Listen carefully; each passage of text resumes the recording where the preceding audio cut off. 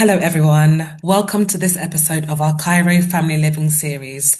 I'm Isla Faroto, mama free, community builder, and your host for today. If you're new to Cairo Family Living, think of CFL as your trusted best friend here in Cairo. We know just how complex life in the city can be, and we're here to empower you with stories and recommendations that make modern family life just that little bit easier. As someone who's passionate about sustainable design through my work at AMFA and about helping women navigate big transitions, I'm thrilled to continue this series with someone who brings so much value and insight to the community. Joining me today is Joana Sophia Jardim, a UK registered dietitian and founder of Your Diet Advice and author of the Egyptian Recipes Cookbook. Joana helps people make lasting positive changes for their health and well-being through practical evidence-based nutrition. Today, we'll explore her journey for what inspired her to dedicate herself to nutrition and her experiences living here in Cairo. We'll also hear about her reflections on family, identity, and the importance of making healthy living simple and sustainable. Thank you so much, Joana, for being our guest today. Thank you, Isla. Thank you so much for being here. I'm very happy to contribute to this interview and to everybody listening to us. Fantastic. Thank you, Joana. Can you tell us a little bit about yourself, where you're from, and what brought you here to Cairo? I'm from Portugal, Madeira, a little island. I traveled to the UK when I was about 24 years old after finishing my degree in nutrition science. Then in the UK, I lived for a few years, about 8 years, where I met my current husband, Egyptian husband. That's why the link appeared between me and Egypt through him. I came here on holidays a few times and I liked Egypt and we gave it a go to move here about 5 years ago. We wanted to try to live for a year and see how is it, and we're still here. So I think we are enjoying it and everything is going well. Thank you for sharing that, Joanna. What has your journey looked like so far, and how has living in Cairo shaped your identity as a dietitian and coach? It has been a learning experience, to be honest, because I came here without knowing the language. I learned a lot about the culture. I learned a lot about the food, and has been fantastic. Really, it's very enriching when you move to a different country to learn everything from scratch. So it has been fantastic, and seeing as well how people here have different behaviors than, for example, in the UK or in Portugal with regards to health and nutrition. The types of foods are also different. The routines are different. The types of meals are also different. So I learned everything. And it's interesting to see how we human beings can be so different, but at the same time, the same, to be honest, because they are very kind people as well.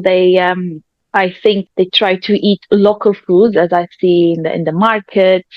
And the food here, I think, is very accessible in terms of price. Vegetables, fruit ends up being more accessible, I think, than in Portugal and in the UK. I think easier to eat healthier because the price and the freshness of the ingredients, everything locally.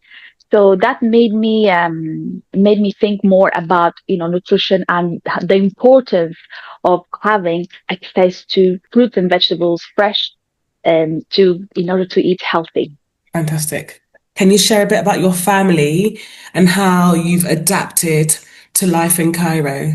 So my family here, it's me, and I have a little one, 4 years old, and my husband, and then his family is also around, his mom and sisters. So I feel that I was integrated in this Egyptian family. I was very well received. I was feeling like a daughter to my mother-in-law. So I'm so lucky.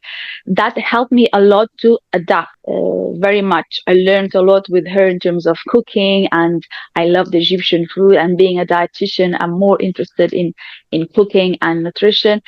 So being part of this Egyptian family really helped me to adapt. They speak English, which made it easier for me to communicate, but at the same time, it made me a little bit more lazy to learn the Arabic. Yes. However, I still know, basic, just to go around and to go out on my own. I can do with a little Arabic that I know. So, how do you balance your roles as a mother, wife, and founder of Your Diet Advice while living here in Cairo? Is it any different? Do you think it'll be because you weren't a mother in London, were you? Your son was born here, right? Yeah, yes, Okay, so you've done exactly. all your So parenting. yeah, I became a mother here after 2 years living here. I became a mother, and since then, I've been working from home, giving nutrition consultations online to people worldwide, mainly in the UK because I lived there for so many years, and because all my contacts were there. And when I became a mother, it was challenging because the time management skills really need to come up. But I've been trying to do everything. So I've been trying to be very organized with my time, even though my son didn't go to nursery until he was 3 years old. So during those 3 years, I've been relying in family support to be able to work. To be honest, I decreased the number of hours I was working before being a mom. I was working full time. When I became a mom, I dedicated more time to my son, and I wanted that for him to learn the language, especially Portuguese. I'm the only one speaking Portuguese here, so I wanted to spend a lot of time with him. So he became my priority. But I still try to work in the background on my blog, doing nutrition consultations. I did the Egyptian recipe book just before he was born. So I've been trying to, continue my journey as a dietitian and being a mom and being a wife. But I think we learn a lot of skills. About Portuguese, so I'm going to ask you. You just reminded me now about there's not many Portuguese here in Cairo, are there? Because whenever like everywhere else I go, I found a lot more Portuguese speakers, whether it be a lot more Brazilian. I feel like Portuguese is not something I've heard a lot here in Cairo. Yeah, that's true. Yeah. I think the community, Brazilian community, is a lot more than the Portuguese community. I mean, they're a lot more than Portugal anyway. But at the beginning, when I came 5 years ago, I was believing that I was the only Portuguese living in Cairo. I didn't know anybody. And there was COVID time, so we couldn't meet anybody. But I've tried, online to look for Portuguese people living here. I couldn't find anybody, and I thought, I'm the only one. But after a few years, then I discovered, in touch with the embassy in Portugal, I met a few people, and I can see, yes, there is a community, small community. Not everybody wants to maybe be contacted or, be in touch with other Portuguese, but we have a group that we try to meet for dinner once in a while, and we always meet new people because some Portuguese, they come and go. Yes. Very few live here for life for a few years. Very few can, a handful of people. Most of them just come and go. They come to work, finish the contract, and go back to Portugal or other countries. If you're Portuguese, know that there's other Portuguese. There's other Portuguese speakers, and there are some Portuguese from Portugal, Portuguese from Angola. Yes, There's an I'm talking Angolan about the embassy. Portuguese from Portugal. Yes, exactly, exactly. There'll There's be a lot Portuguese from more, Angola, a from few other. Portugueses from Angola. Yes. I met one Mozambican as Wow. well, but we didn't really have time to speak. It was like a brief encounter. So yeah, just Okay. keep looking for people that are listening out there. Yes, I'm There. sure. I'm sure with the internet and social media, a lot easier as well. Going back to the same question of balance. So what do you have in place to help you balance your role and your work? Just like what tips would you give to other mums in terms of working from home and having children? The first thing is to plan really. I find out when I plan my day from the following night, if I, put a schedule on and prepare, know what I'm going to do next day, then it's easier to know what we're doing and to accomplish the task. It's easier as well if you have somebody to look after the child, of course. Like in my case, they go to school. So that time when he's at school is the time that I'm working and I'm focusing on my goals because after when he comes back, the time will be just for him usually. So I think planning is very important and time management, of course. And some days I'll feel more motivated. Sometimes I'll feel less motivated, but I understood that's part of the journey. And even feeling less motivated, we should just do it. We just need to start and do the task. I always find out that if I wake up early, I'm more productive, even though I might be a little bit more tired. Maybe I slept a little bit less, but I try to go to bed early. And I'm a morning person, so this might be different for other people, but I think for me, I work better in the morning, which is very good because it's when my son is at school, I can get more work done. Back to you then and your career and your diet advice. What inspired you to become a registered dietitian? So this came from, I think, a long time ago when I was a child at home. My mom always cooked healthy meals, simple food. My dad worked in the land, so not just in the land, but we had some land. He was planting things, so we are eating healthy. That's a very My Portuguese grand, thing though, right? That's a very Portuguese thing. Like everyone, I don't know, all the Portuguese people I know have a little patch. Especially in the UK, my friends would yeah, have like a little cabbage patch in front of their house or like some potatoes. yeah, I feel like I yes. always love that. Yeah. My dad does that until now as a part-time. He has his whole full-time job, but he loves planting potatoes, onions, other things. We have trees, oranges. We have lots of things. But because his grandfather used to do that for a living, a farmer basically, so he learned this skill, and until now he's doing. And it makes a lot of difference in terms of taste of the food. You can taste this difference, more tastier. Planted just right there, and you're gonna eat fresh. So I've always been in touch with fresh food, good nutrition. My grandfather was very interested about how nutrition can affect health. He wasn't working in nothing related to this, but he had books at home. He will read about it. He will tell me, oh, this the onion is good for this, or the garlic is good for that, and we should be eating this and should be eating that. Like, she will come with yogurts like to give to us, not like many sweets. That was rare. Like he will just when he comes to visit brings healthy foods for us.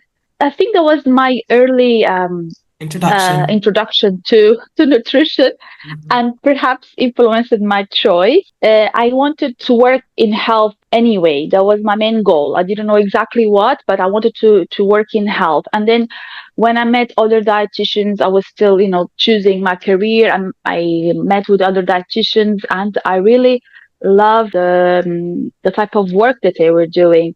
I thought, the nutrition can have a huge impact in the health. So I really wanted to do something that is to health in general. And bring So people I think that together. was bring people. Yes, exactly. As I do when I organize the Portuguese dinners. Yes. So yes, I think that was it. Was something came from my childhood, and I'm very happy so far. Do you grow anything yourself here in Cairo? Have you got any like herbs or anything growing in your windowsill? No, I haven't tried. I haven't tried. I think I will try. It's a bit challenging because the weather can be very hot. So Mhm. perhaps in winter might be a better time. There was sometimes I had some fresh herbs like Mhm. parsley, but Coriander. I don't think I know how to take care of them, to be honest. I think I need, That even though myth, I should have learned with my the dad. gene missed you. That gene missed you. The looking after plants. Yeah, it skipped. Yes, yeah, maybe my son, but yes, so I think we need to work harder on that aspect. And what motivated you to create your diet advice? And what gap did you see yourself filling? What inspired you Okay. to So create your own business, to basically? create. I wanted to work for myself for a long time, for many years. My dad works for himself, and I always think it's a great opportunity. Why not? We can be our own boss. Of course, it has disadvantages. And I started your diet advice when I was working full time for somebody else. I worked many times in the catering industry with chefs and hospitals, in schools, making sure the food are meeting the requirements all over the UK. So I was more working more in that area, catering, but I felt I want to work as a clinical dietitian, as my master's degree is in clinical nutrition. So I wanted to complement my work as a catering dietitian with clinical, and that's why I found yourdietadvice.com, a platform online where people can book nutrition consultation all over the world, and it's been very helpful. I find people come to me when they can't find answers through the public service, especially in the UK, the NHS. Sometimes they can't see all the patients. There is not enough dietitians working. The private sector has been very helpful in that aspect to complement the public sector. And when I came here to Cairo, I resigned my full-time job and I only worked for your diet advice. So it was good. I already had something that already started when I was in the UK. And here I had the opportunity to just fully dedicate myself to this clinic online. So it has been good. Of course, I have lots to learn. It's not easy to work by yourself, and sometimes I feel the need of going out or going to a place to work. I'm working at home could be a little bit boring sometimes, to be honest, but I enjoy the flexibility. And Cairo could be chaotic if I need to go somewhere to work in the traffic. So yeah, I feel the same way. I feel that it's really important when you're working alone to take that extra step to see people and socialize a little bit. So what unique challenges do expats face when it comes to healthy eating, and how do you support them? What kind of challenges are there, like living in Cairo or being an expat in general? Yeah, so I think there are a few challenges, especially if you come from other countries. You perhaps miss your own food, the food from your country, and could be difficult to find it here. I missed a lot cod fish, bacalhau. I've been Bacalhau, craving it yes. since Christmas, as you know. So I think Cairo is more limited in the foods that come from outside. The import foods is more difficult. So I think the expats will miss the food from their own countries. That's the one challenge. Another challenge could be if they need a specific diet, a special diet, will be more limited in the options you can find here, even though I know people now that started the gluten-free diet, for example, for health reasons. And there are a few shops, a few products that are coming up now. So I think the offer is more than 5 years ago, for example. Mhm. But It's if good you to know. need something really specific, when I was looking for baby food, not many options. Like in the UK, you'll find all these packed foods for babies and different diets in the supermarket and a large offer. But to be honest, we need to go back to the basics. So if you think about healthy food, cooking from scratch, it will be better than just buy packed product or a tin product. I think it would be a challenge if you are looking for convenient foods. But if you like to cook from scratch, if you like fresh ingredients, if you have to create your own recipes, I think it's much better. That, of course, you need more work, but it's fine. I think the challenge is really if you are looking for convenience or looking for foods that you used to eat at your own country, then yes, that's a challenge. Okay. Challenges then just finding things that you'd normally find in your home country, you may not find it here. But then you said Yeah. it's probably a benefit because it means that we can do more from scratch, which is Yeah, healthier, right? yeah, exactly. For the Egyptian foods, you can even cook from home and make them healthier, as I did in the Egyptian recipe book. Sometimes I have two versions of recipes. If something is fried, I have the baked version, for Mm, example. So I try to adapt some recipes to make a little bit lighter.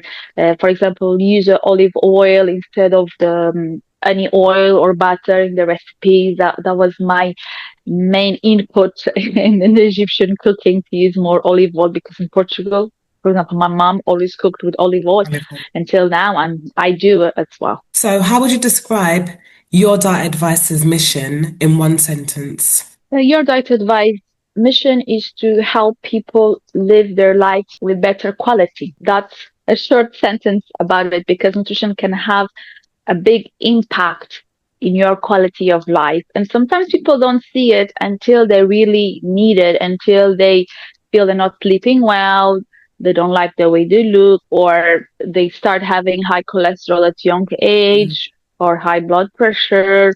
So when the problem started to appear, then they want to do something about it. But if they start a bit earlier, they will see a lot of improvement and they will avoid health problems. So the main thing is to improve quality of life. And of course, nutrition can treat diseases, can treat cholesterol, can help to treat diabetes and other things, can have a big impact. So how has building your practice while living in Cairo influenced your vision or approach? Because you said you started building in the UK. So here, it helped me in Cairo, it helped me to learn about the routine and the foods and the dishes that are different. That was the main thing. So I can then help people here as well to eat healthier. I find that perhaps in the UK, people will be more aware of healthier foods or the importance of eating healthier. Here, I think it's growing. Maybe 5 years ago when I came, maybe people weren't thinking too much about nutrition or the importance of nutrition, but now I find that, yeah, people are starting to care more about it. And I think social media, internet help with that. People are getting lots of information online. But also it's a bit more dangerous when you get the information online. You don't know who is saying what. So it's very important for the credentials of the person talking. And here, the profession is not really well regulated like in the UK. In the UK, you have a body, you have British Dietetics Association. I'm part of the British Dietetics Association.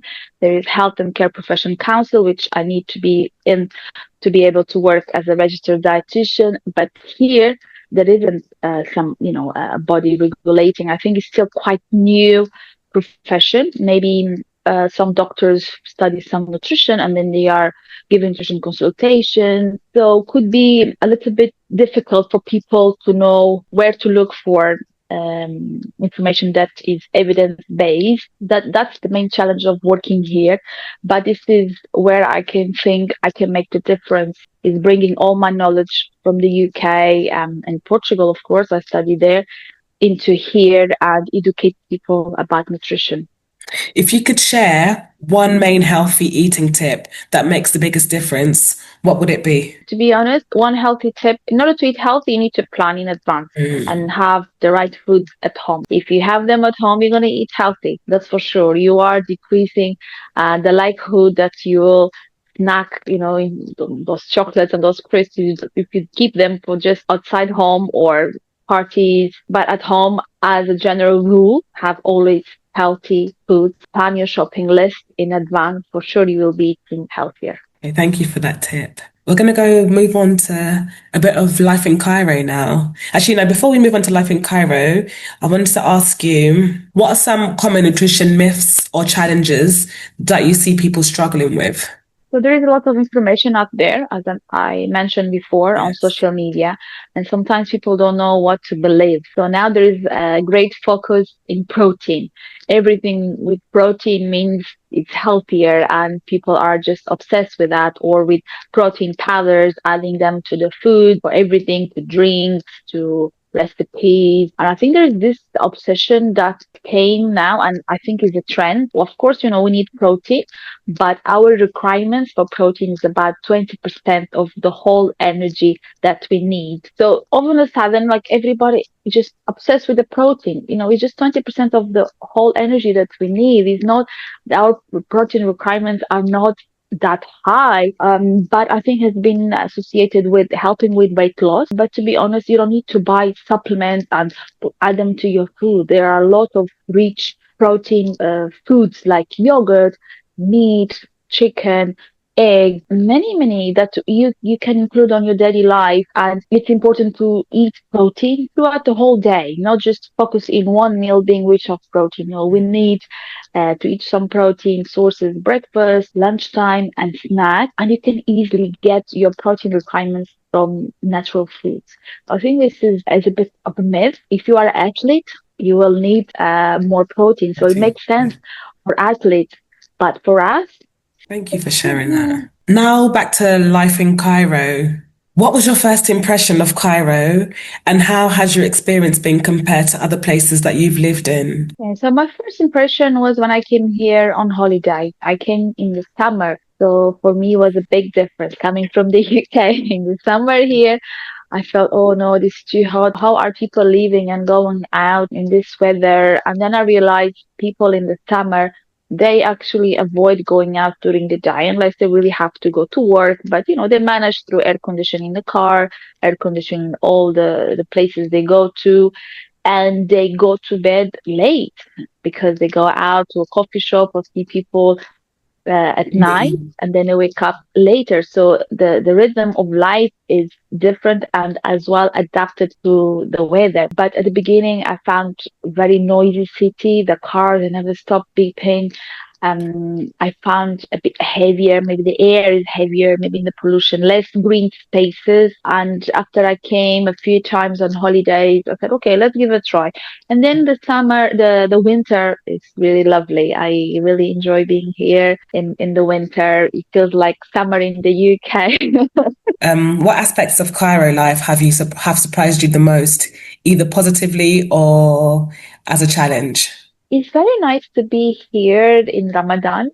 At the beginning, I found that could be challenging because especially if you're not fasting and Mhm. people around you are fasting, you're a bit more conscious about it. Like you don't want to eat in front of them. You don't want to, you just for a matter of respect. So respecting other culture, the religion, the food habits, maybe, dress in a more respectful way here or different, depends on the way you used to dress. But I find it here, we should be respecting the way people dress. We should be respecting the culture. And because I'm integrating this Egyptian family, I get opportunity to live it closer. And I tried to fast the whole month of Ramadan, and I felt it an enriching experience. I thought I could never do it. For example, when I was in the UK, I tried fasting one day when I was already with my husband because he was doing so. Okay, let's do it together. I did one day and like, oh no, I can't do this. This is torture. Because you're not supposed to drink water or eat through the whole time. And in the UK, it's a bit longer, the time fasting. So when I came here, when I tried a bit harder to do maybe 2 days, 3 days, and then I could see I could do it because the whole community, everybody around you are doing it. So you feel like you're sharing this sacrifice, you sharing the experience with everybody makes it easier. And be more compassionate with other people that perhaps don't have access to food like we have at any time of the day, food and drink. So for me, it was one of the most beautiful experiences. Thank you for sharing that. I've never, like the way you put that, understanding that people, not everyone has complete access to food and water the way that we do. And I was just also going to add that when you spoke about respecting the culture and how people dress, etc., I'd also really say that Egypt is really varied. So like there's Egyptian women who don't wear hijabs, who dress just like women in the UK. So Yeah, and everyone I feel like there's it's also really people are respectful of the way others dress here, especially in like New Cairo, yeah, for example. You see a variety of even Egyptian women, yeah, and yeah. women do wear That's shorts true. and dresses. So, Yeah, and yeah. I don't feel like it's stigmatized. Yes, Some people yes. that are not So it here would depends. imagine. Yes, it really depends where you're going to. So here in New Cairo, I feel the same. People will be looking at you if you're dressing a different way, and many people don't wear hijab here in New Cairo. But if you go perhaps to downtown or if you go to visit a mosque, they wouldn't. I don't think they would say things to you, but you will be catching attention. They'll be like looking because you look you already look different because being a foreigner, and then you dress different way, people will be looking at you more. But if you go to a resort, you're quite No one bats comfortable. an To be honest, I eyelid. didn't have to. Yeah, for me, it didn't make much difference because I was dressing the same way as before, and now I didn't have much to change much. What languages do you speak, and how has language shaped your experience here? It's very interesting because I wasn't good at languages. I learned English when I went to England, and that was it. I knew Portuguese and English. And when we talked about the possibility of coming to live in Cairo, I said, no, I don't want to start everything from scratch, learn a new language. But I can see I can learn. I can learn, even though it's considered a difficult language. And I think I was put off by thinking, oh, Arabic no way, like those language Chinese, you think, oh, they're different characters, the way they write is different, everything is so different. No, like I was thinking I would never Be be able able to to. learn, but my husband is very supportive of that. He was teaching me, and I found a course online that was very easy to learn, from the English to Arabic, focusing on the similarities between the languages. And then we found out that there are many Portuguese words, for example, that came from Arabic. And then I started learning the letters and then the reading. I am not dedicating so much time to that, but in terms of talking, I find it easier. So I can talk Egyptian, Arabic, especially having a child in school. He comes home with the homework and, mommy, what is this? What's this letter? Or what is it? What is this? What is the meaning of this? I don't want to feel that I'm not educated, my child knows more than me or something. I want to be able to help him and to answer him. So I'm feeling the need to really learn the language properly. Nice. Back to food and culture. I love food. Um, what's your favorite Portuguese dish, your favorite British dish, and your favorite Egyptian dish? Let's start with the Portuguese. What's your favorite Portuguese Okay, dish? okay. I need to have be something with bacalhau. I love Bacalhau? bacalhau in Okay. all the ways that is cooked. Yeah. Okay. Codfish with cream, with potatoes in the oven is delicious. Bacalhau So I com call it natas. bacalhau com natas. Mm. My British dish, it's quite difficult because in Britain we eat a lot of different foods, right, from all over the world. But if I think about the traditional British dish, I like the roast, for example, roast Mm. chicken or roast beef, and with roast potatoes and Yorkshire pudding and the gravy. I like this. It feels like a bit more homey. And in Egypt, I love the food in general.